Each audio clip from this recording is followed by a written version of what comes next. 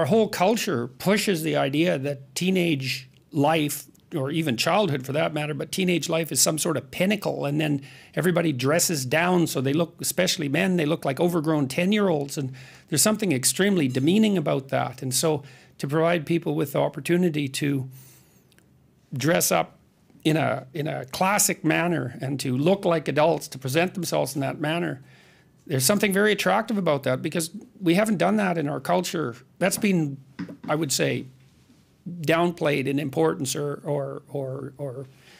certainly since the 1960s. It usually drifts from the top down, and so when formality becomes the norm, but that drifts down, say, to the working class, then the upper class thinks, well, we can't do that because that would, associate us with the unfashionable people, and then they dress down.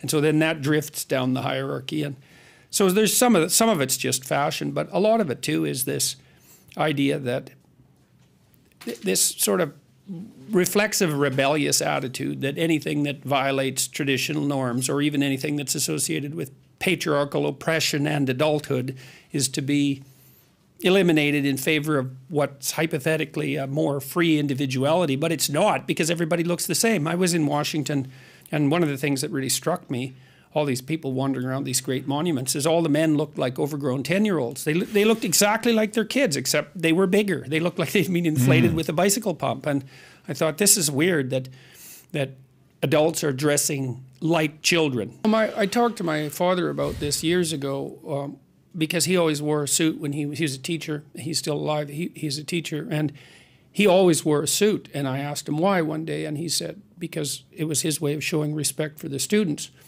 And I mean, I'm not saying that everyone who doesn't dress in a suit is being disrespectful, but there's something about outfitting yourself for the task at hand.